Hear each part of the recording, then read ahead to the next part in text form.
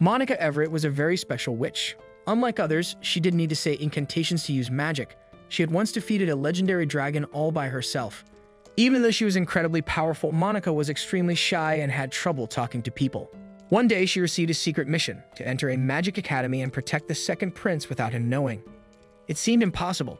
How could someone so shy and nervous protect a prince and face such great danger? The story begins with a massive battle. A group of mages was trying to defend their land from a sudden dragon attack. Huge dragons flew in from all directions, and the mages quickly created a magic wall to protect themselves. This battle happened in the kingdom of Riddell in the land owned by Count Kerbeck. His territory had been attacked by dragons for years, so the people were used to fighting them. In fact, Count Kerbeck's family had a long history of fighting dragons. The mages tried hard to hit one of the dragons with powerful magic, but their attacks didn't work. They decided their best chance was to aim at the dragon's eye. If they could blind it, the dragon would fall, and they could cut off its head. The commander told everyone to stay strong and keep their positions no matter what. Suddenly, the ground began to shake violently. It felt like a huge earthquake or maybe something worse. Everything went silent. People looked around, frightened and confused. They wondered if this was the end or if something even more terrible was coming. Then they saw the cause of the shaking. A gigantic black dragon. It was more than 500 meters long, dark as night, and much larger than any dragon they had ever seen. The smaller dragons flew around it like tiny flies. If the small dragons were already too strong for humans, there was no chance they could fight this one. This black dragon had appeared only twice in history. Each time, entire cities were destroyed. Meanwhile, in the royal palace, Count Kerbeck's daughter Isabella had been warned by her assistant that danger was near and they needed to leave quickly. But Isabella refused to escape. She said her father and the knights were out there fighting for the kingdom and she couldn't abandon her people. Even if she had to fight, she was determined to stay. At the same time, a hooded mage is seen walking through the rough mountains of the kingdom. A few months later, far away from the battlefield, Monica is in her small, messy home. Her assistant arrived, bringing a basket full of vegetables, carrots, tomatoes, and more. The room was cluttered with books and trash. The assistant gave her news. 3 months ago, dragons had attacked the eastern border. Many winged dragons had been seen near a village, and the worst part was that the legendary black dragon had led them. It seemed like one of the 7 sages had summoned the dragon, and no one knew who had done it or who had stopped the attack. Monica quietly gave her assistant a large amount of money as thanks for bringing food. The assistant was shocked by how much money she gave and asked what Monica did for a living. Monica nervously replied that she was a math teacher. Then the assistant mentioned that someone had come to see her. Monica immediately panicked. She didn't like meeting strangers and didn't want anyone to find out who she really was. She turned around and saw a man standing at the door. She slammed it shut out of panic, but he pushed it open and walked right in, acting like he owned the place. Though he was a bit annoying, he used magic to clean up the whole room in just a few seconds. The man was Louise, one of the 7 sages of Riddell, just like Monica. He was one of the kingdom's most powerful magic users. He sat down and looked at her. Monica was known as the Silent Witch. She was beautiful but very shy. She couldn't speak in front of crowds and often fainted from nervousness. When she was a student at the magic school, the Minerva Institute, she struggled in class because she couldn't say her spells out loud. Then she came up with a clever idea. If she couldn't speak spells, she would learn to use magic silently. This was something almost no one could do, but Monica made it work. From there, her skills quickly improved. Back in the present, Louise sighed and said she was still wasting her amazing talent. He asked his maid to set up a magic barrier around the room so no one could hear them. Then Louise explained why he had come. The king had given him a special task, to secretly protect the second prince. Monica was surprised, especially because Louise was known to support the first prince. Louise admitted that was true, but he explained that the king had personally given him this mission, and he didn't think it was his place to question the king's decision. He told her that Prince Felix, the second prince, was currently studying at Serendia Academy, a boarding school. Louise said it would be suspicious if he got close to the prince himself because everyone knew who he was, so he wanted Monica to go instead. He showed her a magical brooch that he had designed. It had many functions: a communication spell, a shield, and a tracking device. He had given one to the prince and wore one himself. That way they would be linked and he could offer help if anything happened. Monica was shocked and asked if this was considered spying. Louise calmly explained that he wasn't spying. He was protecting someone under royal orders. It was normal to keep watch over someone when their life was in danger. Then he shared more about the brooch. It had originally been a gift from the king to the prince, but it broke just one day after being given. Another sage named Chris had spent a full week crafting it without any rest, yet it was destroyed almost immediately. Louise had worked hard to build a new one, even spending time away from his beloved wife. Monica asked if the prince was safe, and Luis confirmed that he was, though the situation worried him. After learning that the brooch had broken by accident, Luis had rushed to the academy himself. The staff told him that nothing strange had happened. He looked directly at Monica and told her she needed to understand what he was saying. But Monica nervously replied that she didn't understand any of it. So Luis said it clearly.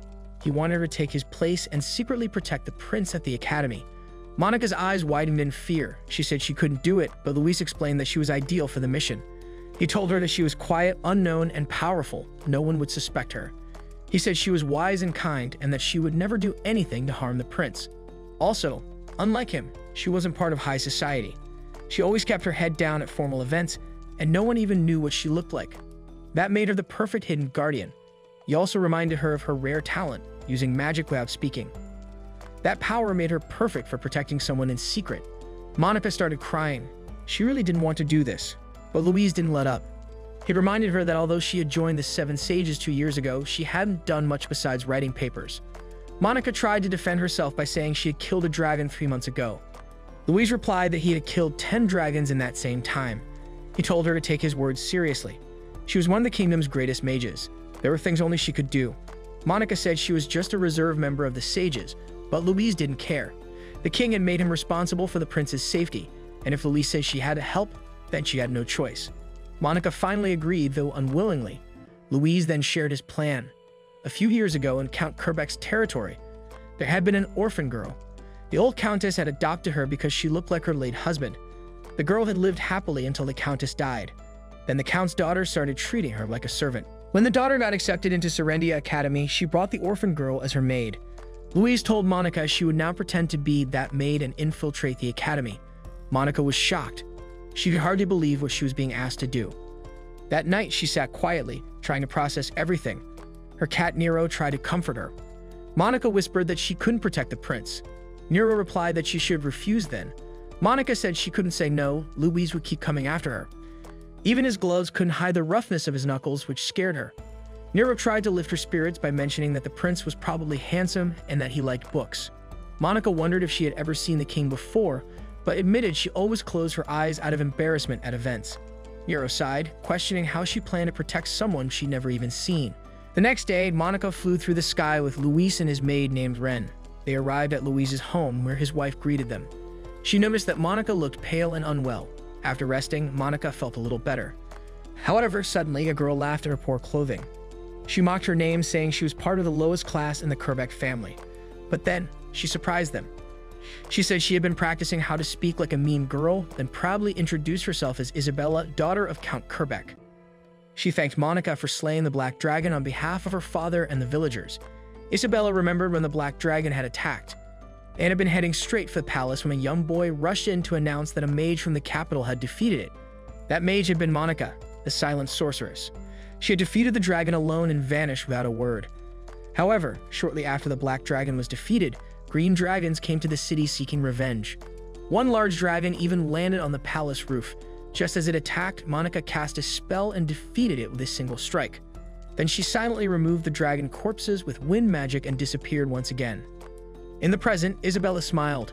She said Monica had defeated not just the Black Dragon, but all the other dragons too, and all on her own. Now that Monica was going undercover at the academy, Isabella promised to act mean to her in public so no one would suspect the truth. All Monica had to do was focus on protecting the prince. The next day, Monica had a dream. In it, her father gave her a measuring tape. She smiled brightly and began measuring everything in their house from tables to windows. She felt proud and excited, like her father's little helper. But the dream ended and she woke up inside a carriage.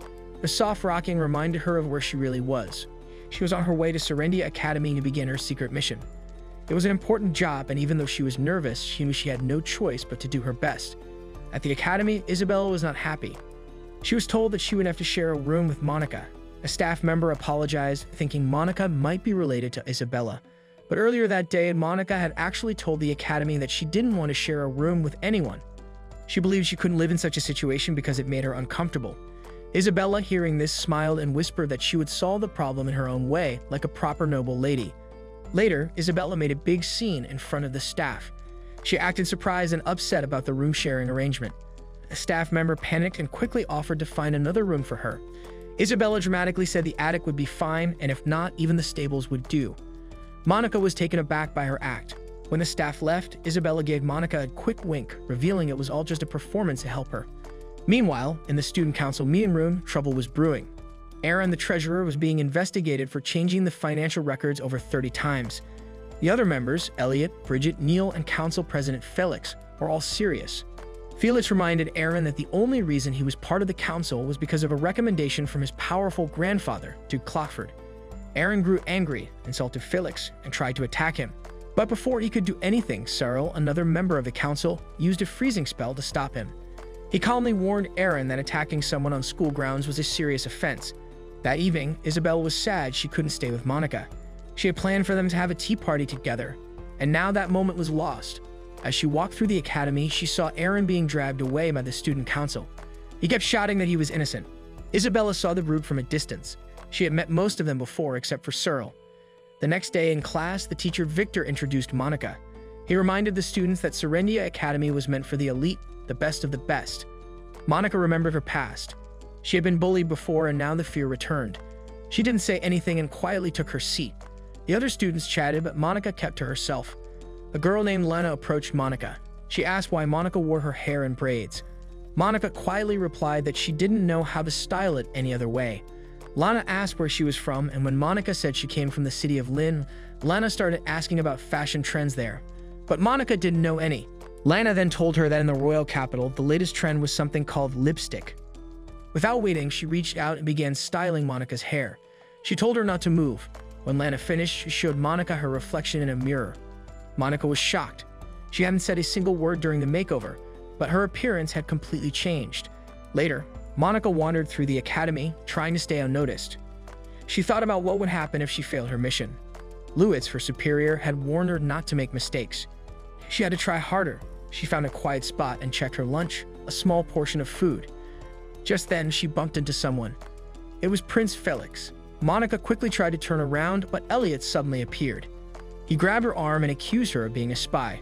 She dropped her meal and, in the confusion, fell to the ground. Felix told Elliot to let her go. After learning that she was a new student, Felix kindly picked up her food, handed it back to her, and called her a shy little squirrel. While Monica was trying to thank Felix, something suddenly fell toward them from above. But Monica quickly used her magic to protect them. Elliot ran off to check what had happened. Felix then turned to Monica to ask if she was okay. However, Monica collapsed and passed out. When she woke up, Selma, a girl from the health committee, was by her side. She said Monica could return to her dorm after calming down.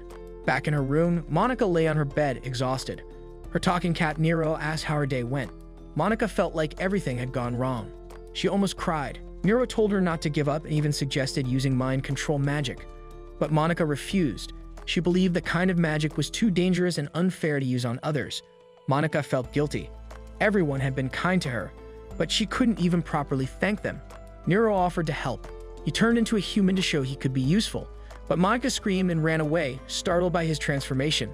Just then, they noticed a strange man hanging around the dorm area. Nero guessed that this person might be targeting the prince. Monica was shocked. She told Nero she had already met Prince Felix. That night, Monica dreamed about her father and the research he used to do. She asked if his research had been finished when he completed some formulas. But her father had only completed a small part. The research was huge and not many people found it useful, which surprised Monica because he had worked so hard. After waking up, Monica washed her face and looked at herself in the mirror. She realized she had never really cared for her hair before. She asked Nero what he didn't think was useless. Nero thought she was getting philosophical and proudly said he knew the word philosophy, asking her to praise him. He added that enjoying pointless things made life better since life is full of meaningless moments anyway. He quoted a writer named Dustin Gunther who wrote something similar in a novel. But Monica had been fighting hard just to survive, so she couldn't understand how to enjoy meaningless things. Then she remembered something her father said, the greater the challenge, the greater the joy. She realized she needed to challenge herself more, so she went to class and tried to talk to Lana. Lana was surprised to see Monica's new look and asked what happened.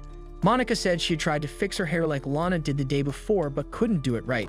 She thanked Lana for helping her yesterday, but Lana said she didn't want anything in return like a headband. Monica then asked Lana to teach her how to do her hair properly.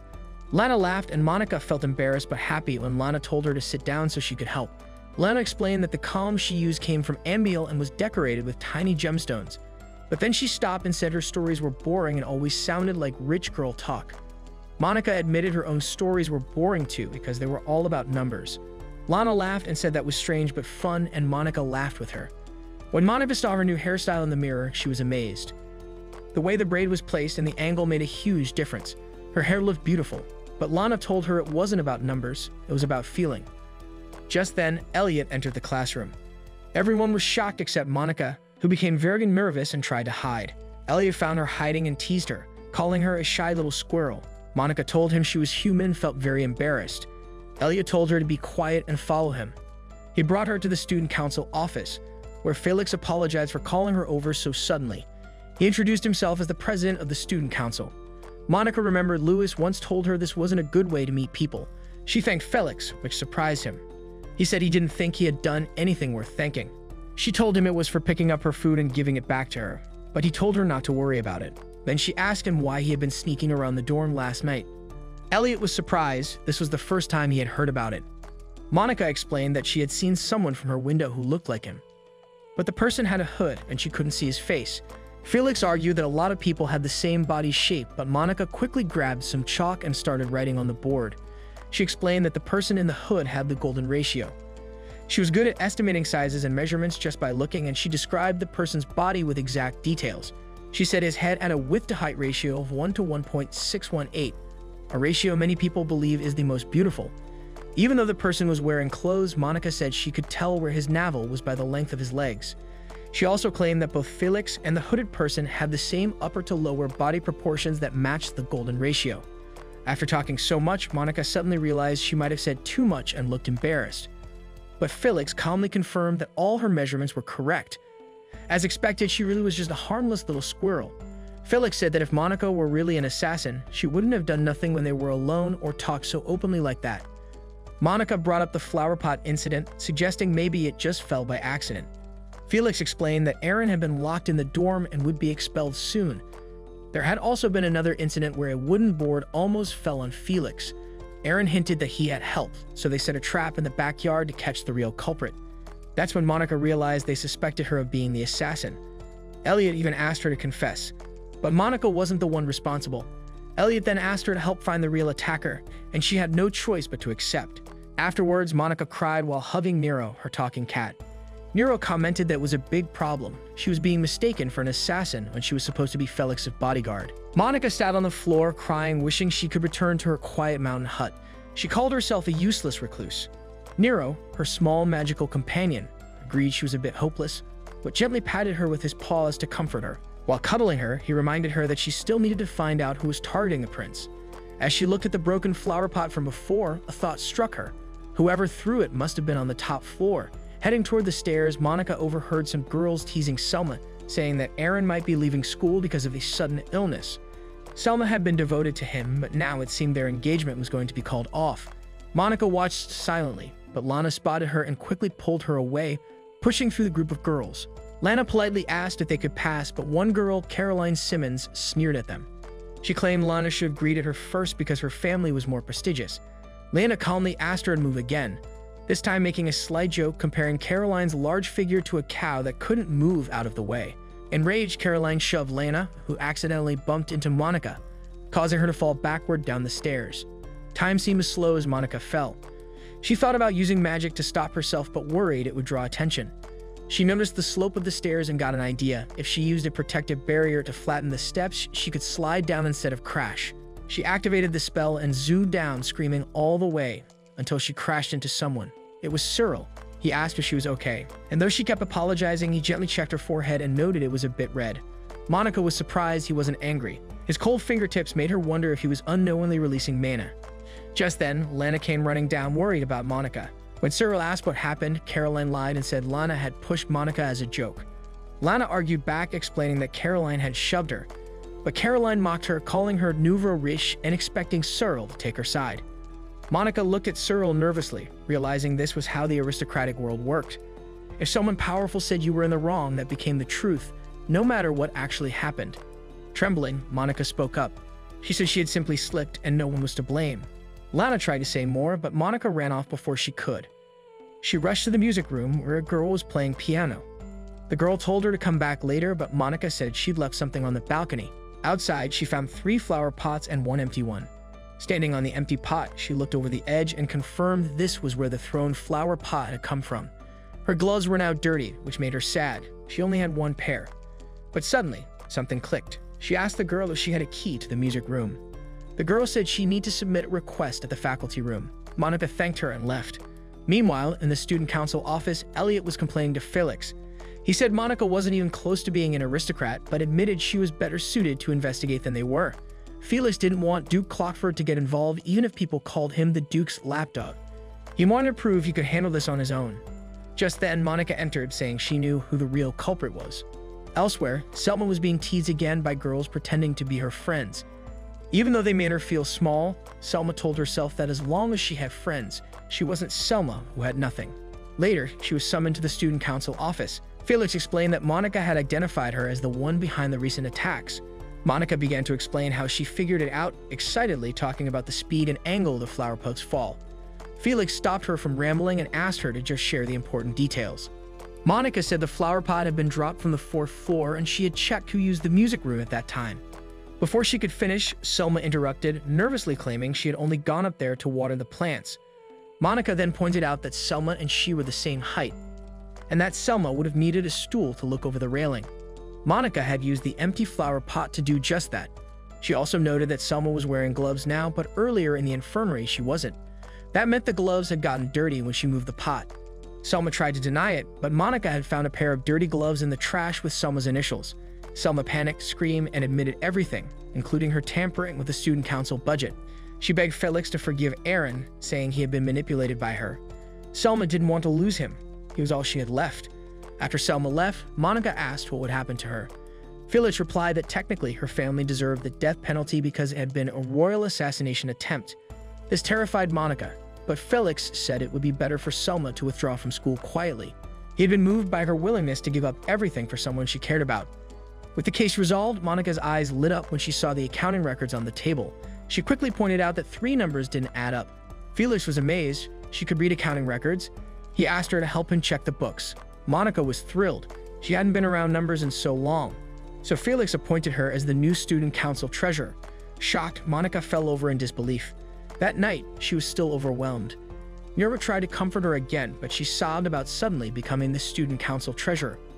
Nero reminded her this could help her do her job better. Earlier, Elliot had questioned why Felix picked that squirrel girl, but Felix explained that Monica had reviewed 5 years of financial records in just a few hours. When asked what she thought, Monica said the money was managed carelessly. Cyril, offended, scolded her for being disrespectful, but Monica shrank back, just wanting to go home. That night, Cyril reviewed the records and begrudgingly admitted they were perfect. He noticed her handwriting and felt a strange familiarity. As he left, he suddenly felt a sharp pain in his head, and his eyes glowed red, just like Selma's had. It was as if he had lost control of himself. The next day, Isabella made a scene, loudly criticizing Monica in public for joining the student council. She even pretended to throw a pillow dramatically, showing off her acting skills. But when Monica pointed out that she had broken all the old teacups, Isabella and her maid Agatha revealed a new set and said the broken ones were chipped anyway. Isabella then congratulated Monica on becoming treasurer and complimented her new hairstyle. She asked Agatha to give her the same one, but Agatha reminded her that villainesses couldn't copy the heroine's look, though she promised to do matching styles over the holidays. Back in class, Monica's classmates couldn't believe a country girl like her had joined the student council. Lana confronted her but then apologized for provoking Caroline the day before. She also offered to fix Monica's hair, which made Monica smile. Later, in the council room, Prince Felix asked Cyril to train Monica since he used to be treasurer. Monica wished someone closer to her age could do it, but Felix insisted. Cyril explained that being treasurer was busy work and warned her not to miss any important details. When she sneezed from the cold, he gave her a scarf. She realized again that he was leaking mana unconsciously. She also noticed the financial records and apologized, worried she had caused him extra work, but Cyril said it needed to be done anyway. He told her to stop being so timid and be proud. Her work was flawless. Still, Monica couldn't feel proud. She remembered a boy from her past who thought she looked down on him. Cyril then said he hated the word can't. He told her that he'd already investigated the staircase incident and now knew the truth. Caroline Simmons would be punished and had to write a formal apology. He admitted Monica had been very hard to read, but he eventually figured it out. Monica wondered if all nobles were like him. Cyril told her to speak louder. When she nervously stuttered, I'm sorry, he scolded her for adding dramatic staccato to her words, turning it into a funny moment. That evening, Cyril went to deliver the records to Professor Thornley. But as he walked, he found himself thinking more and more about his teacher, and his eyes started to glow red, just like Aaron's. That night, Monica and Nero were relaxing when a bird suddenly flew into their room. But it wasn't an ordinary bird. It transformed into Ren, the messenger. She brought an urgent message from Louise announcing that he was going to be a father. Nero rolled his eyes. Of all the things he didn't want to hear, this was definitely one of them. Ren insisted the news was important, but Nero completely disagreed. Then Ren handed Monica a letter. Louise had written that since Monica wasn't great at giving verbal reports, she should send him updates in writing instead. Suddenly, Ren sensed a huge surge of ice mana coming from behind the boys' dormitory. Concerned and curious, they rushed outside to investigate. Meanwhile, Cyril was stumbling through the forest. He had wanted to tell Professor Thornley the truth about the fake financial records, but now he was confused and unsure of himself. Overwhelmed, he dropped to his knees. Then his necklace lit up and a surge of mana exploded outward. His ice magic burst out uncontrollably, trapping him in frozen pillars. Monica, Ren, and Nero arrived quickly. Monica guessed that Cyril might be suffering from mana hyperabsorption, a rare condition where a person absorbs more mana than their body can handle. Those with the condition usually wore magical items to release the excess mana. Monica remembered seeing Cyril with the brooch before. Ren confirmed that this brooch had been keeping his mana stable. Nero dashed forward to remove it, but the brooch blasted him back with a powerful shot when he tried to pull it off. The ice continued to spread. Monica quickly put on her protective cloak and stepped closer to Cyril. He resisted, saying he couldn't give up the brooch because it had been entrusted to him by his father. Suddenly, Cyril attacked her with sharp icicles. Monica stayed calm and countered the attack with fire magic, all while shielding him with a protective barrier.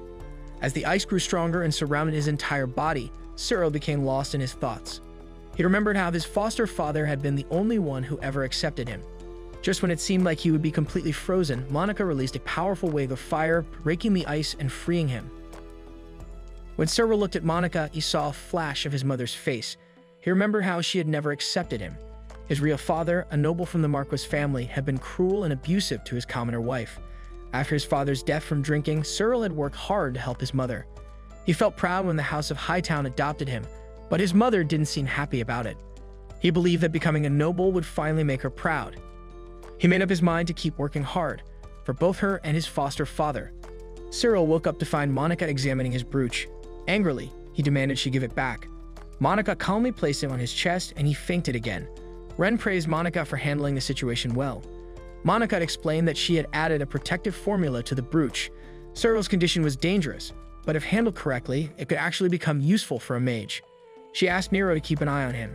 Then she left with Ren, saying that this didn't seem like a simple case of mana overload. It felt more like mind manipulation, similar to what had happened with Aaron and Selma. They went straight to Professor Thornley's office.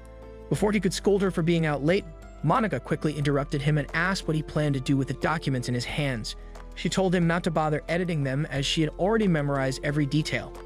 She explained that the Student Council's financial records had been messy for a long time, but 5 years ago, the embezzlement became harder to detect. The same year, Thornley became the Student Council advisor. Suddenly, the professor grabbed her arm and said that magical research needed funding. He began chanting a mind control spell to erase her memories. But Monica wasn't afraid. She pointed out that his spell was sloppy and easy to break. She then countered with a spell of her own, rewriting his magic formula in real time, something he had believed to be impossible. Glowing butterflies appeared around him, each one carrying a different formula. Before he knew it, the professor was trapped in her spell. For the next 24 hours, he would be stuck in a dream world of her creation. Inside the dream, Thornley wandered the school halls, thinking about how he needed to return the edited documents. He considered brainwashing the student council president too. But then a pig appeared and started eating the papers. More pigs arrived. Soon, he was surrounded. The pigs began singing a silly song about counting piggies while burying him under a pile of documents. Outside the dream, Professor Thornley was foaming at the mouth. Monica panicked, realizing that using mind magic on others was illegal. Ren quickly took charge, telling her not to worry. Louise would likely interrogate, or possibly torture, the professor and handle the rest. By the next day, the school was buzzing with gossip. Rumors spread that Professor Thornley had been arrested for using dark magic. Lana told Monica that one of the 7 sages was responsible for catching him. Monica froze, realizing how serious the situation was. Lana continued, saying the person who had arrested the professor was none other than Louise Miller. She began naming the 7 sages, the Barrier Mage, the Starseer Witch, the Witch of Thorns, and the Artillery Mage, but Monica cut her off by showing off her braided hairstyle instead. Meanwhile, Felix received a message from his water spirit familiar, Wildianu, who had checked on Cyril and reported that someone had carried him back to the dorm. Wildianu remained suspicious of Monica, since they still didn't know who she really was. Felix explained that he had left the student council keys out in the open as a test to see if Monica would take them, but she didn't. He wondered if she might be an agent from Duke Clotford or even a royal guard sent by the king. Jokingly, he said maybe she was an assassin. Wildianu didn't laugh. Felix reminded the spirit that his life only mattered until the next king was chosen, so he just wanted to enjoy things while he still could. In the student council office, Monica had fallen asleep from using too much mana. Cyril entered quietly and watched her for a moment. He noticed the feather in her hand and saw how small her hands were, the same hands that had helped him earlier. Then Felix walked in. Cyril panicked and quickly shook Monica awake to avoid any misunderstanding. Monica smiled sleepily when she saw that Cyril wasn't cold anymore. Felix gently fed her while she was still half asleep. Somehow, she managed to eat while dreaming. In her dream, Monica was writing a letter to Louise. She mumbled a congratulation on his wife's pregnancy, which made it sound like she was referring to Cyril. Felix joked, asking whose baby it was and saying that someone better take responsibility. Cyril turned bright red, flustered, and confused. Later, Louise received Monica's letter. She congratulated him and mentioned that she had become the student council treasurer. He was impressed that she was the first to congratulate him and surprised to learn she had joined the council. Ren asked Louise why he had chosen Monica to protect the second prince. Louise avoided the question and instead asked what she thought of him. Ren commented that it seemed like he was taking out his frustration on Monica, especially after the prince had ruined the magic barrier he had worked on all night.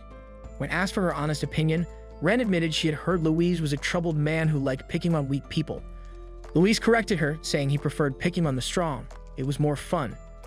Ren guessed that Monica believed she became one of the 7 sages only because she had no other choice.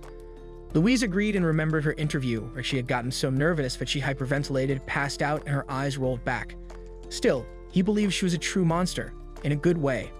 When Ren asked if Monica was stronger than him, Louise only smiled and replied that it was hard to say. He knew the king was watching Prince Felix closely. The prince was popular with nobles and backed by the powerful Duke Clotford. Everyone saw him as the next king. But to Louise, Felix was still a mystery, someone too clever to defeat with tricks. That's why Louise enjoyed challenging him. Ren fully believed now that her master was a troubled man who liked bullying the strong. Back in the student council office, Elliot complained about having to clean up after Thornley's mess. Cyril reminded him that with their trust broken, they had to stay alert. Felix asked Monica to greet the leaders of the school clubs on his behalf. Monica froze, thinking it was an impossible task. Cyril offered to go with her. Everyone was surprised, but he said Monica deserved to be introduced as the new treasurer. Monica nervously forced herself to speak, saying she would do her best. And so she and Cyril went off to greet the club leaders. A few days later, the peace of the town was suddenly shattered by screams. Chaos spread quickly as people ran in fear. A monster had appeared, an earth dragon. Monica immediately used her magic to identify the creature. Nero groaned in frustration, complaining that he had only come for food and didn't want to deal with a dragon.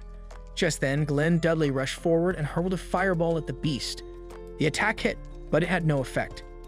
As Glenn soared into the air, Nero asked why he wasn't striking from above. Monica had explained that casting 2 spells at the same time was very difficult. Because she could manage it, Nero assumed all mages could do the same. While Glenn focused on chanting again, Monica used her own magic. His spell filled the area with smoke, giving her cover to launch a hidden attack that finished the dragon off. The city knights quickly gathered around Glenn, praising him for defeating the monster. Monica stayed quiet, watching as the crit went to him. With the fight over, she told Nero to move his heavy head off hers. But the cat boy only rubbed his head against hers more, purring as he asked for chicken as a reward. Before Monica could wonder if any shops were still open, vendors were already shouting that business had resumed. Humans, Nero thought, were surprisingly quick to recover. Monica, however, couldn't shake her doubts about herself. Nero tilted her head up and pointed out that she no longer seemed afraid of his human form. Monica hesitated, then admitted softly that maybe she had grown a little tougher. Meanwhile, in the teacher's office, Lindsay Pale was overwhelmed after being asked to take over Professor Thornley's class.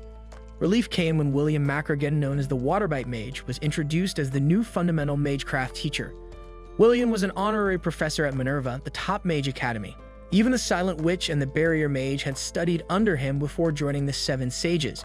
Despite his fame, William sighed, saying being an honorary professor had been nothing but dull. Over in the student council office, Glenn asked Monica if she had already chosen her elective classes. She hadn't. Elliot then asked if she could play an instrument, since music was considered a noble art. Monica admitted she had no skill in that area either. Cyril, on the other hand, had been placed in the Advanced Practical Magecraft class, which he considered a noble pursuit. He and Elliot exchanged sharp looks, clearly disapproving of each other's views. Out of nowhere, Felix mentioned Cyril's lovely singing voice, leaving him flustered. He explained that he had often overheard Cyril singing in the archive room and asked if he could hear him sing properly one day. Embarrassed, Cyril quickly excused himself to fetch some papers. Felix then turned to Elliot, praising his violin playing and suggesting he and Cyril perform together sometime. Since Monica still hadn't chosen her electives, Felix recommended Magecraft. Unsure what to say, she remembered Louise's advice to simply respond that she would think about it in uncertain moments. When Felix offered to show her the class, she replied with that very phrase. Taking it as agreement, Felix said he would fetch her the next day, and so the following morning Monica walked quietly beside him. She asked if he also practiced Magecraft, but Felix admitted he had no talent for it. Soon after, they encountered Neil and Glenn. Glenn looked delighted to meet the prince, and Monica recognized him as the one who had defeated the Earth Dragon. He introduced himself as a new transfer student and Neil's classmate. When Monica introduced herself, Glenn shook her hand so hard it startled her. He then offered them roasted chestnuts from the nearby town. Felix casually mentioned that an Earth Dragon had appeared there but had been slain by a passing mage. Glenn flinched but quickly acted as though he knew nothing. He then asked Monica which elective she had chosen, and Felix answered for her, saying he was taking her to Magecraft class. Since Glenn and Neil were headed there too, they all walked together. As they reached the classroom, Monica told herself to stay calm, hoping no one would recognize her.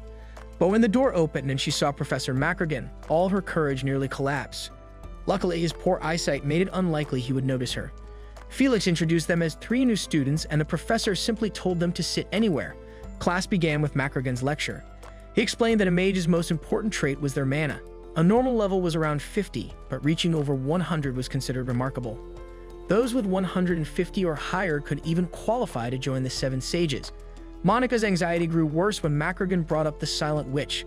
Listening to him praise her achievements made her squirm. He even handed out the formulas she had created, ordering students to memorize them for the next exam. Macragan continued, explaining that someone gifted in mana manipulation could still use Magecraft even without deep knowledge of formulas. Then he demonstrated the mana measuring device. Placing his hand on it, a crystal glowed blue with a reading of 160, showing his water affinity. Now it was the student's turn. Glenn's eyes lit up with ambition. If his mana was high enough, this could be his first step toward becoming one of the 7 sages. However, Monica remembered the last time she measured her power. It was 202, and she was still growing. While the other students lined up to measure theirs, Monica hid by the side. Just as she was about to slip away, Professor Macragan noticed her. He felt that she looked familiar. Before he could approach her, the device suddenly cracked under Glenn's overwhelming mana. Macragan groaned about the costs of repairing it, and in the commotion, Monica quietly slipped away. At a safe distance, she recalled the reading. Glenn's mana level was over 250. Even among the 7 sages, only 2 people had ever reached such a level. Suddenly, someone shouted, "I lost." Curious, Monica went to see what was happening and found students gathered around a chessboard. She had no idea what the game was. Elliot appeared behind her, making her jump. Noticing her confusion, he grabbed her arm and pulled her closer to watch. When Monica asked how someone could win, Elliot laughed and explained that the goal was to capture the king. He said chess was like war and nobles learned it to study strategy. But when Monica began discussing real war tactics, the other students stared at her in shock. To her, the game seemed simple. Elliot, feeling confident, decided to play without his queen and let Monica go first. When she asked if he was sure, he noticed she had already realized the advantage of the first move. The match began. The other students crowded around to watch. Soon, Elliot grew nervous. Monica was pressing him hard.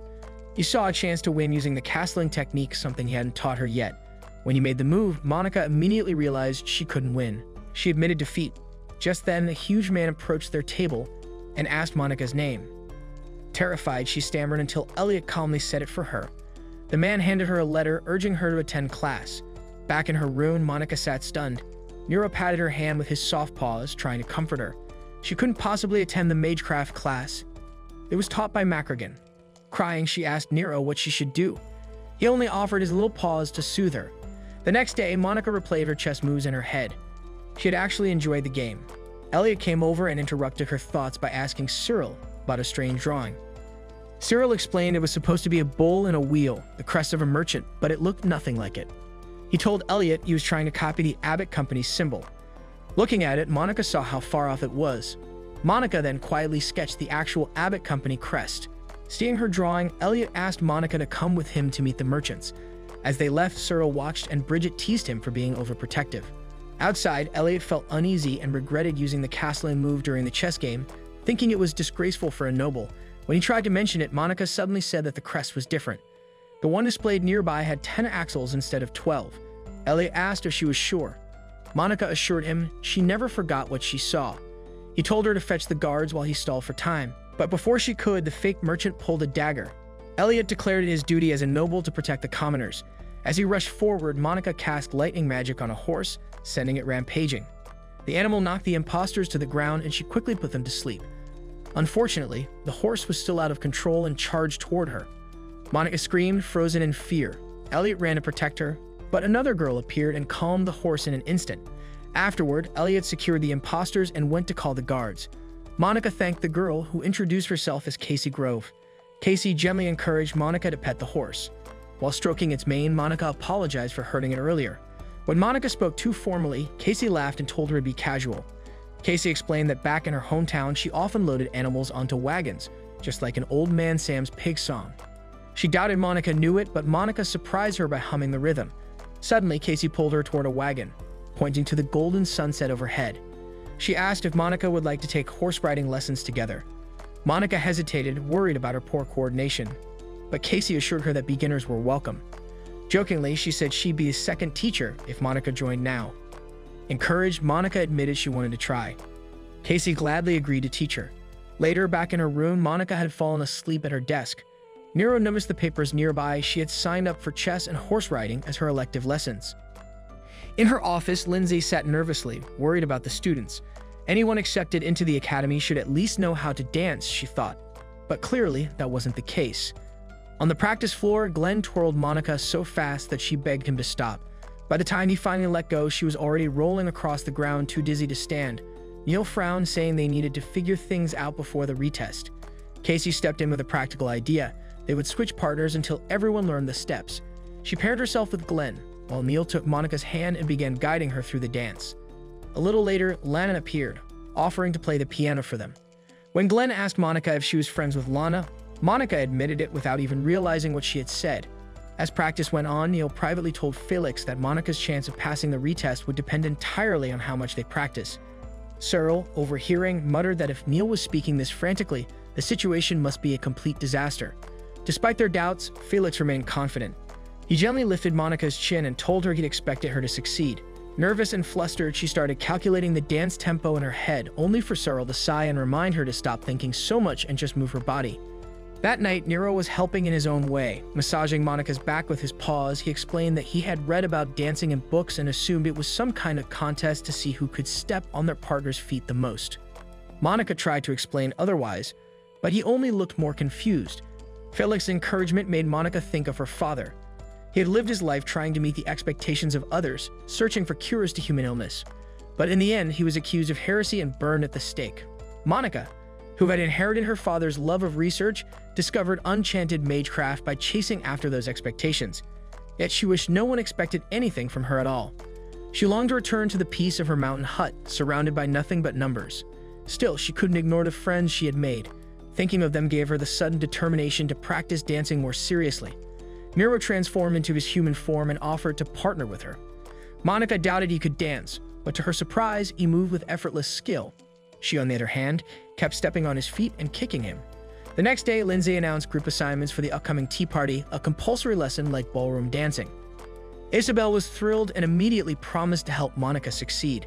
She explained that tea parties were about personal taste. There was no wrong choice as long as no two people served the same kind. Isabel asked Monica to investigate what the others in her group planned to bring. Monica learned that Lana and Casey were with her, but she didn't recognize the fourth member. Isabel promised to prepare the perfect tea for Monica and even gave her lessons on how a proper noble lady should behave, though Monica doubted she could act that way. Later, Casey joined Monica. She suggested that since most students had servants prepare their tea, they should instead brew their own together. She also placed name tags on their tea so no one would mix them up. When the bell rang, Casey urged them to hurry before Claudia, the forgotten fourth member. Casey described her as a genius nicknamed the Walking Library. At the table, Claudia sat stiffly and greeted them with a robotic, "Enjoy your tea." She wasn't anything like the villainous noblewoman Isabel had described. When Lana tried to make small talk, Claudia cut her off with sharp remarks, criticizing her tea as too strong for a proper start. She claimed such tea might suit noble ladies, but here it was inappropriate, almost insulting. Lana grew frustrated and snapped back, but Claudia only smirked, asking if she was really worth wasting breath on. Turning to Monica, she suddenly mentioned the silent witch. Claudia praised her as a wise person who knew the value of silence. Monica panicked inside. If only Claudia knew the truth. She told herself she was just an introverted loner, not some great sage. When Claudia noted that Monica's name resembled the silent witches, she asked if Monica stayed silent because she refused to waste words on fools. Thinking Claudia had discovered her identity, Monica scurried off to make her tea. But when she reached the counter, she found her tea leaves had been thrown away. Casey walked in and quickly noticed. When Monica admitted she had no spares, Casey offered to share her own, insisting it was fine if they presented the same kind. What mattered most was enjoying the tea together. Still, Monica fled, unable to accept the idea. A little later, she returned wobbling with a tray, not of tea, but of coffee. Since she was serving last, she reasoned the strong taste wouldn't matter. Casey and Lana loved it, especially after Monica had explained she brewed it with her special pot to avoid bitterness. Claudia, however, coldly argued that serving anything other than tea at a tea party was improper. Monica ignored her, explaining she only wanted to share something she loved with her friends. Lana, touched by her sincerity, teared up and drank her cup of coffee in one gulp. With that, the tea party ended. Monica had passed, though she still had to face the dreaded dance retest. When the day came, Monica froze at the sight of Felix and Cyril waiting inside the practice hall. Felix reassured her that he wouldn't burden her with impossible expectations. Cyril, however, muttered that Felix hadn't invited him and that he had come simply to keep an eye on her. To break the tension, Cyril stepped forward, bowed dramatically, and offered his hand. "May I have this dance, my lady?" he said with uncharacteristic grace. Monica, blushing, allowed him to lead. To her surprise, she somehow knew where to step. This wasn't the awkward Cyril she was used to, but the precise rhythm of his body reassured her it was still him. Afterward, Cyril yelled at Glenn, telling him this was how a man should lead in ballroom dance. Felix chuckled and encouraged Glenn to learn from Cyril. Then, with a confident smile, he invited Monica to dance. She fumbled nervously, so Felix smoothly caught her by the waist. As they moved together, he told her not to overthink the steps, but simply talk with him. Looking into her eyes, he noticed the faint tint of green like sunlight filtering through a forest canopy. Monica spoke about the hair comb Lana had chosen for her, and Felix was enchanted by her happiness. She, on the other hand, was distracted by his emerald brooch, wondering if it could serve as a reflective barrier. By the time she finished her calculations, the dance was already over. Casey clapped, praising Monica for truly dancing in the second half. But Monica admitted she hadn't realized she was dancing at all. Her mind had been elsewhere. When Felix asked if she found conversation with him unnecessary, she grew flustered and claimed his brooch had helped her dance well. Cyril scolded her to properly thank the prince, but Felix only laughed. Monica's classmates were thrilled when she passed her exams. To celebrate, they grilled meat together on the school grounds. While everyone was laughing and enjoying the food, Prince Felix suddenly appeared. He reminded them that they weren't allowed to grill without permission. Just when Monica thought the fun was over, Felix surprised them all by joining in. The students were shocked. None of them expected a prince to sit down and eat with them. Later, Ren came to Monica with a gift from Louise. It was a reward for capturing Thornley. Monica wanted to thank him properly, so she decided to write a letter. Ren also revealed something new. Louise's barrier around the academy was strong against outside threats, but weak against dangers that came from within. That explained why intruders could slip through. Monica guessed that Louise must have hidden the barrier's formula somewhere inside the school. According to Ren, Louise himself had said the barrier was full of traps and even dared Monica to try rewriting it. On her way to the student council room, Monica suddenly noticed Claudia standing nearby, staring at her. It wasn't the first time. It seemed they had been bumping into each other a lot lately. Nervous, Monica tried to walk past quickly, but before she could reach her destination, she ran into Caroline and her group of friends. Caroline greeted her politely and invited her to a tea party. Monica hesitated but reminded herself that she was part of the student council. She should be able to handle something like this. At the tea table, Caroline mentioned the day Monica had been pushed down the stairs. She seemed relieved Monica was unharmed and asked her for a favor. Tell Cyril that it was just an accident. Monica froze. If she agreed, it would undo everything Cyril had done to protect her. Her hands trembled, but for once she stood her ground. She answered firmly that she didn't want to do it. For the first time, she felt proud of herself. But when she looked up, Caroline was glaring at her with cold eyes. The other girls giggled as Monica picked up her teacup. The tea was unusually bitter, and Monica wondered if it was some kind of special blend. Still, she drank the whole cup. The girls were shocked. None of them expected her to finish it. Then everything blurred. Monica's vision turned red and she was dragged back into a painful memory. The day her father was burned alive. She saw the angry townspeople calling him a heretic and watched his books burn in the flames. She tried desperately to remember the numbers her father had left behind, wanting to protect some piece of his life. While she clung to these memories, her drunken uncle cursed her father for ruining his business. Back in the present, Monica collapsed on the ground. Students gathered in panic. Claudia rushed forward, confronted Caroline, and found the poison hidden in her pockets. Caroline stammered that it was only eye drops, but Claudia wasn't fooled. She forced Monica to vomit and shouted for someone to call the medical office and the student council. Through the haze, Monica felt a warm hand holding hers. For a moment, she thought it was her father. But when she opened her eyes, she saw Felix and Cyril beside her. Ashamed, she bowed her head and apologized for causing trouble. Felix gently asked her to look at him, but guilt weighed too heavily. As a council member, she felt she had failed. Cyril didn't let her blame herself. He picked her up, tucked her into bed, and warned that he would tie her down if she tried to leave. Claudia arrived soon after and casually called Cyril Big Brother, which annoyed him. Felix thanked her for saving Monica, but Claudia only gave a blunt reply that irritated Cyril even more. She refused to act friendly like him. Claudia teased Cyril for worrying so much about Monica, which made him flustered. Once the boys left, Claudia stayed behind. She told Monica she was lucky to survive the poison but kept calling her a little kid. Monica asked her to stop, but Claudia insisted she didn't want Monica seeing her as a savior. Monica assumed Claudia hated her, but Claudia calmly said she neither liked nor hated her. Confused, Monica wondered why Claudia had been following her. Was it because she had discovered her secret identity? Claudia leaned in close and said, "You seduced my fiancé." Monica panicked, thinking she meant Felix. She quickly tried to deny it, but before she could explain further, Glenn and Neil walked in. Glenn asked if they knew each other, and Claudia suddenly declared they were friends. Neil praised Claudia for her treatment methods, which made her smile. Then, out of nowhere, she announced that she was Neil's fiancé. Neil quickly explained that it was only an arranged engagement and that he didn't think he was a good match. Claudia ignored his protests and turned to Monica, asking if they looked like a cute couple. Her sharp stare made it clear Monica had better agree. Just then, Casey burst into the room, confused by the tense atmosphere. Watching all this, Felix remembered his own past pain. He admitted to Cyril that it was harder for him to watch. Cyril explained that Caroline and her friends were waiting to be questioned, and Isabella also wanted to talk to Caroline herself. Caroline and her group were restless and scared, but Caroline tried to stay calm, believing her father would protect her from the consequences. When Felix entered, Caroline couldn't meet his eyes. But when she finally looked up and saw him smiling, she believed he was on her side. Felix asked her directly why she tried to poison Monica. Caroline quickly claimed it was just a prank, insisting the eye drops were harmless and often used to perk people up. Cyril pointed out, however, that Claudia had said they were actually used for eye surgery. Caroline insisted she didn't know and begged Felix to believe her. Felix pressed further, asking if she had done it to embarrass Monica. Caroline fell silent, unable to answer. Then Isabella entered the room. Caroline thought she would support her, since Isabella had always disliked Monica. But instead, Isabella shocked everyone by apologizing on behalf of her family, the House of Count Kerbeck. She even offered tea, which Agatha served. Isabella suddenly pulled out a small vial, claiming it was a beauty enhancer. Without hesitation, she dropped some into the teas.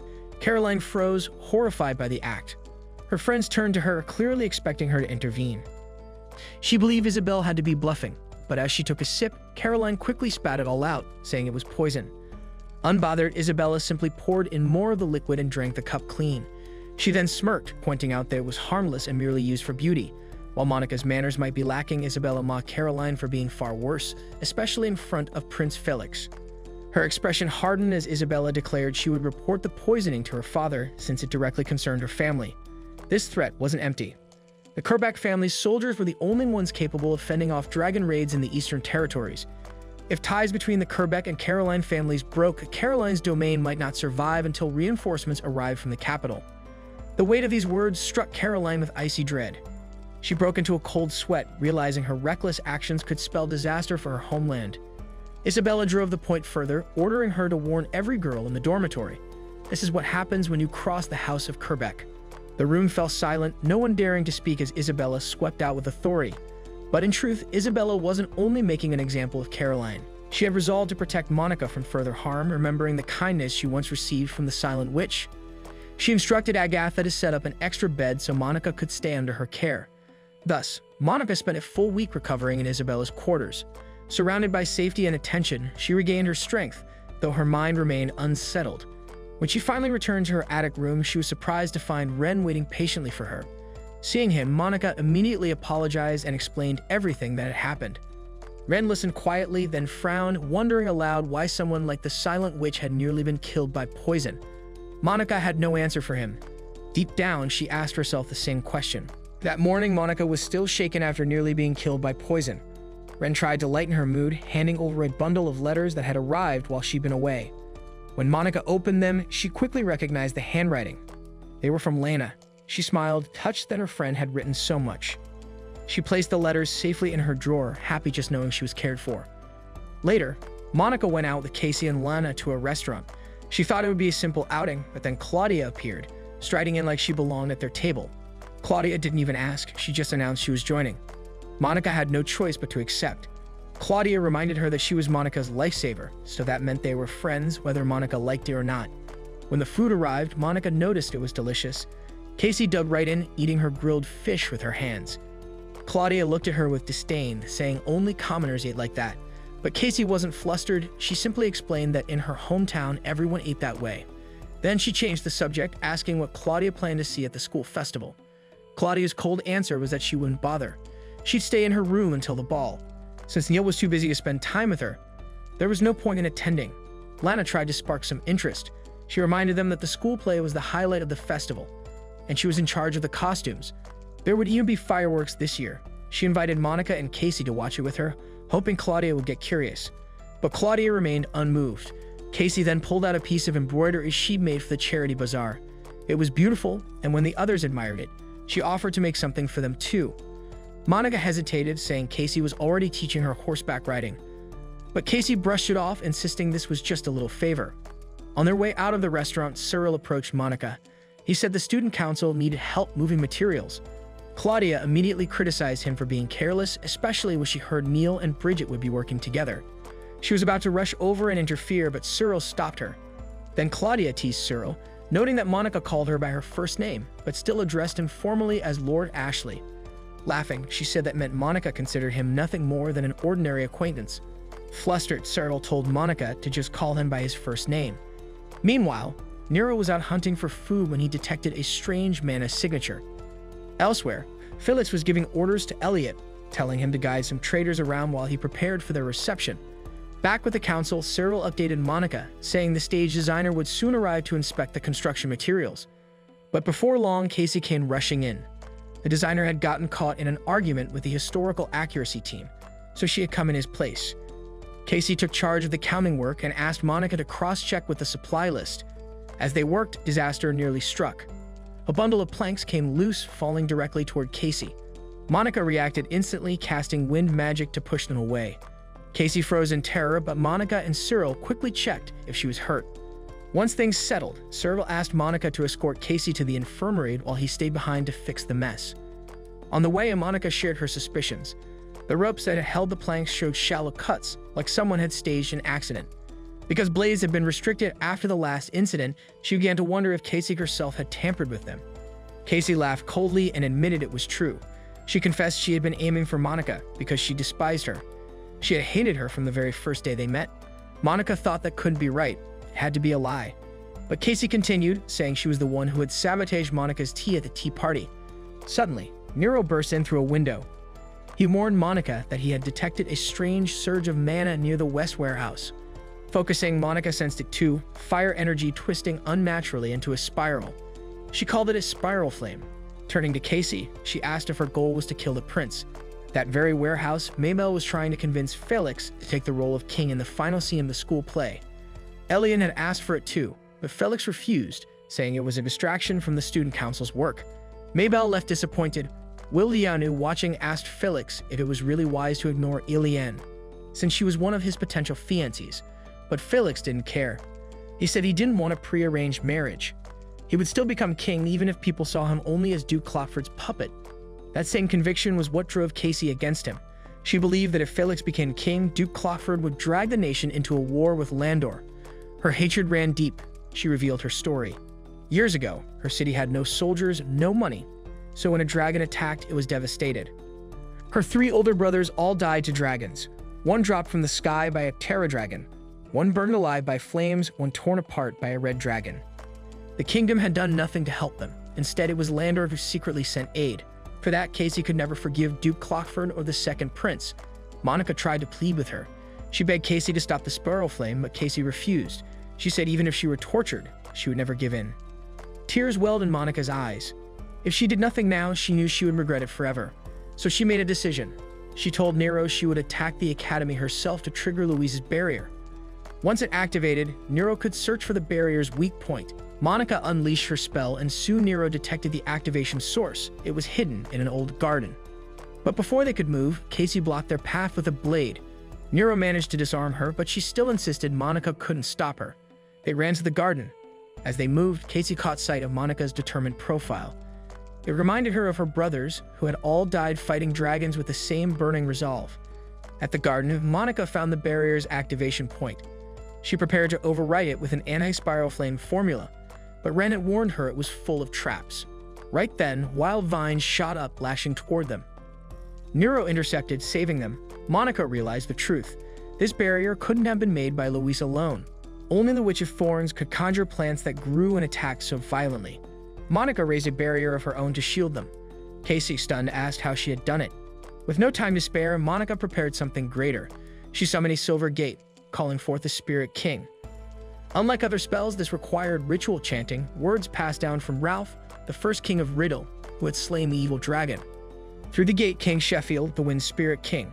His power cut the vines, clearing the way. Monica rushed to rewrite the formula. The spiral flame grew unstable, seconds from exploding, but she finished just in time. Casey stared at her, shaken. She admitted she couldn't understand Monica at all. She told Monica to hate her, because she was a criminal who had tried to kill the king. Before Monica could reply, Nero sensed danger and darted off, leaving her behind. And then Louise appeared, landing heavily. He had felt his barrier tremble, and now the culprit stood before him. That night, Louise was caught off guard when he noticed Monica was running dangerously low on mana.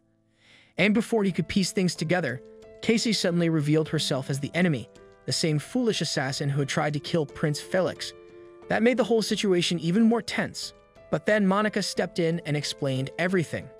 She told Louise how she had borrowed his barrier in order to deactivate the spiral flame, and not only that, she had gone even further.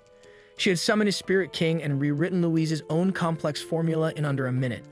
Hearing this left Louise both amazed and cautious. If someone could alter his magic that easily, he knew Monica would be the first person he suspected if his barriers were ever tampered with again. As for Casey, Louise was already planning his next move. He intended to interrogate her and, if she resisted, even use mind manipulation magecraft to force answers. In his mind, letting her sleep forever might have been the kinder choice, because attempting to assassinate a member of the royal family carried only one punishment, the death penalty.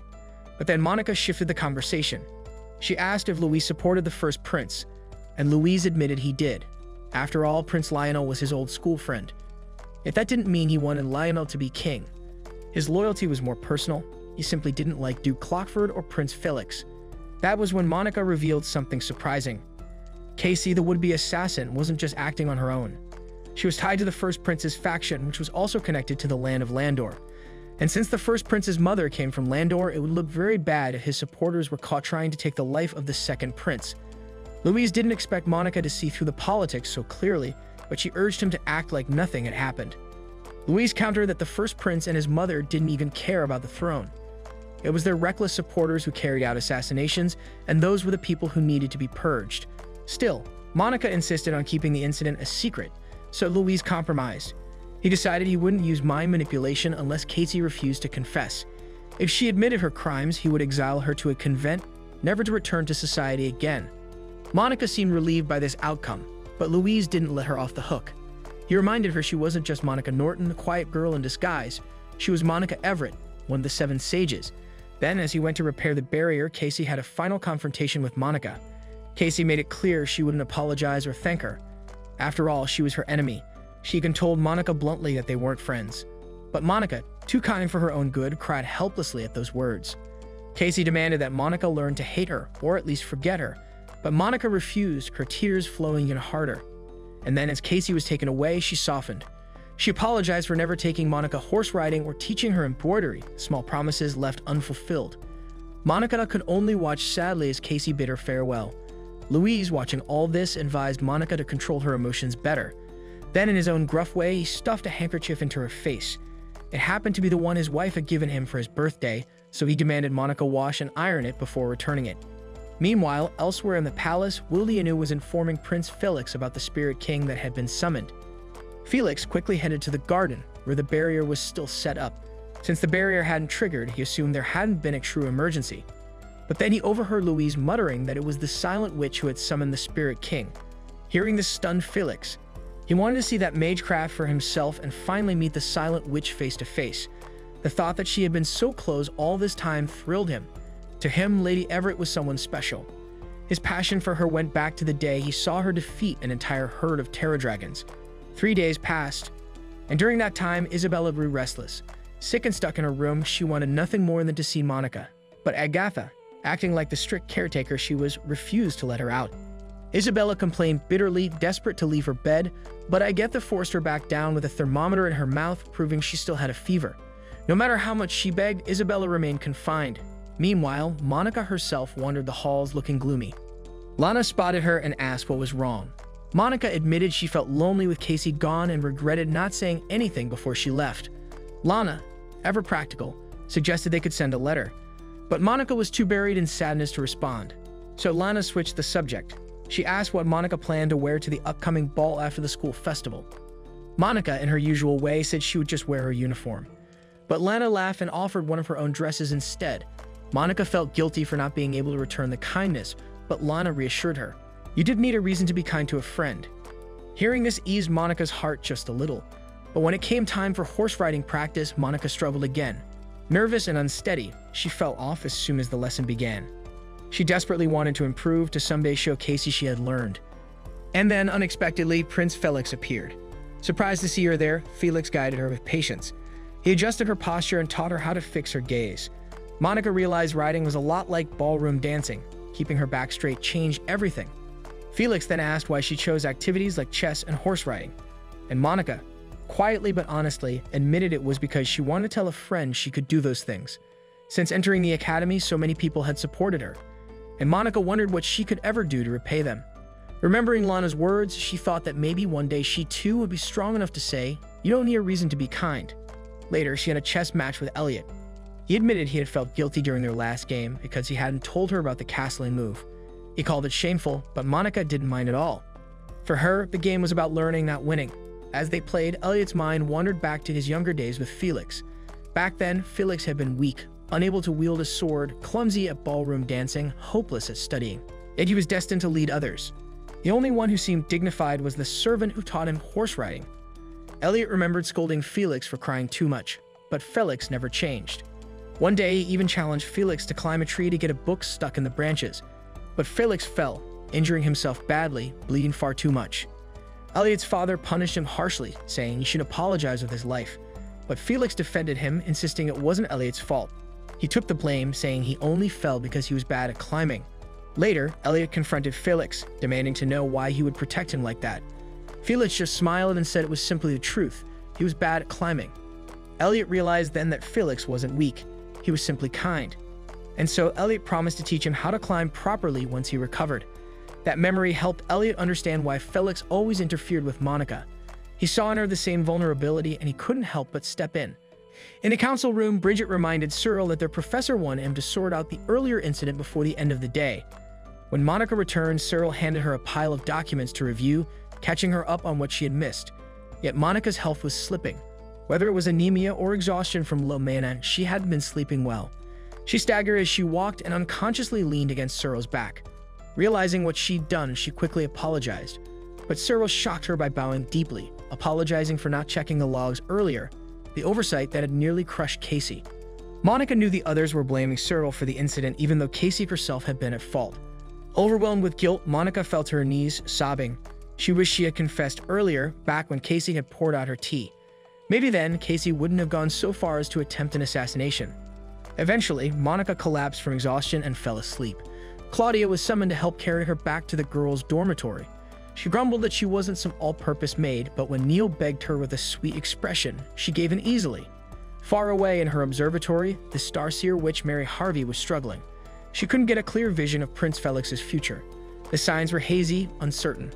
For the first time, she admitted she had no idea what would happen next. A few years earlier at Minerva Academy, Bernie Jones was brimming with confidence. As the second son of the noble house of Count Embard, he always felt he had something to prove. He believed that, no matter what, he could forge his own path in the world and earn a place among the Seven Sages. Convinced of his unmatched skill in practical magecraft, he thought nothing could stand in his way. But then one day, he stumbled across a group of bullies trying to force a spider down Monica's throat. Without hesitation, Bernie unleashed his fire magic to stop them. Watching how they picked on someone weaker, he scoffed, claiming they weren't the same type of noble as himself. He was a practical type, and there was no way anyone could beat him in skill. After the bullies ran away, Monica, trembling and grateful, offered him the little money she had, but Bernie refused. He was a noble of the Ambard line. After all, there was no way he would accept it. When Monica apologized for being a burden, Bernie corrected her, saying she should be thanking him instead, which made her smile. Days later, Monica ran to him again, this time asking for help with her studies. She was brilliant at magecraft formulas and math, yet she struggled with general studies.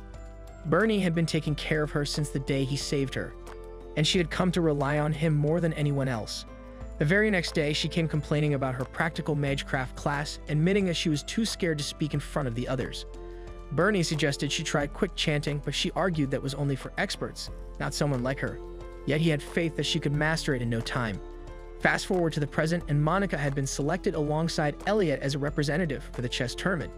It was a tremendous honor, yet her memories of similar experiences weren't exactly happy ones. 2 years ago, Monica had belonged to Professor Rutherford's lab at Minerva's mage training institution. One day, Rutherford had ordered her to join the Seven Sages selection meeting, leaving her completely flustered.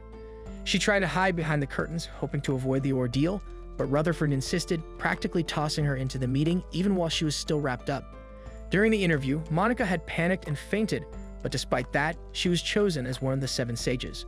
There were two people she immediately wanted to tell: her foster mother and her one true friend, Bernie. She hadn't seen him in a while, and she wondered if he would praise her when she shared the news.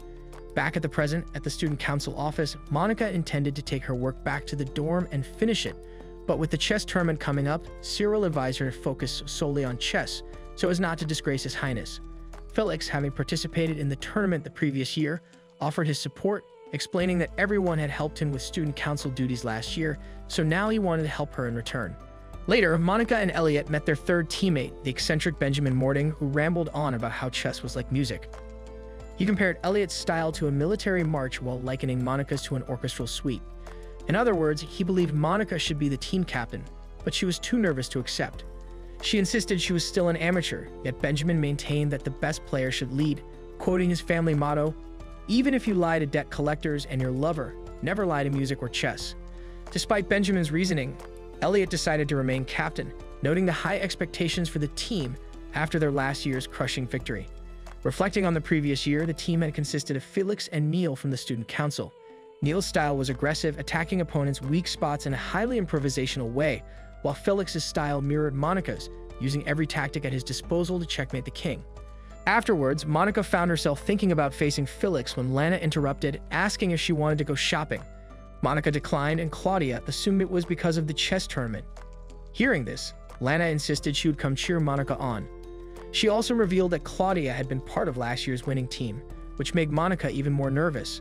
The competition, she realized, would include 3 major prestigious schools, the university and Minerva among them.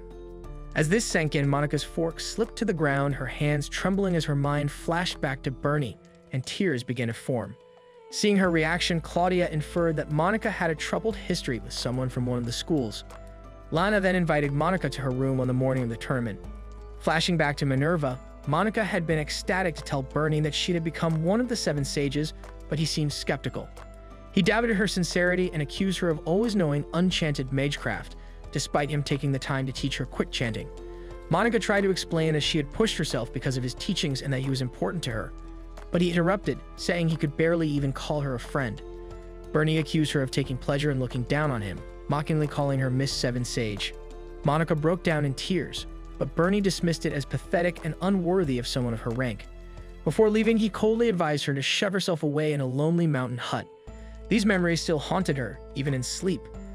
That night, Monica was suddenly greeted by Ren, who was dressed in a school uniform. Shortly after, Nero appeared, also in uniform.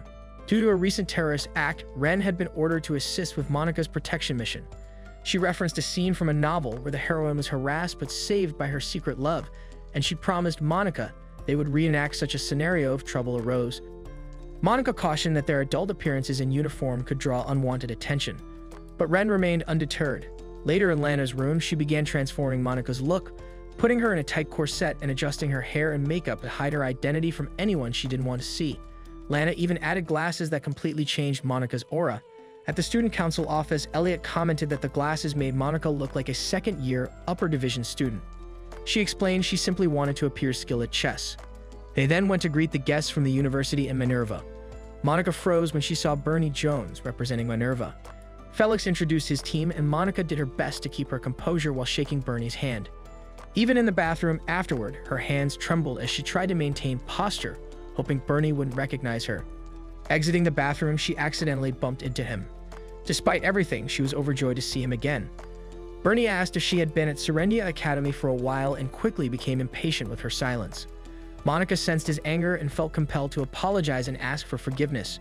Just then, Nero and Ren intervened, declaring, "Don't lay a hand on my woman." Ren, commenting that love triangles were elegant but quadrangles excessive, essentially told Bernie to back off.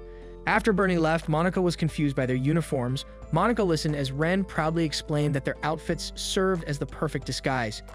Monica wanted to thank them, but instead pleaded for them to return to their true forms, a cat and a bird. That marks the end of today's anime recap. If you enjoyed the video and want more of it, please support the channel by leaving a like and subscribe. Let's help us reach a current goal of 10K subscribers.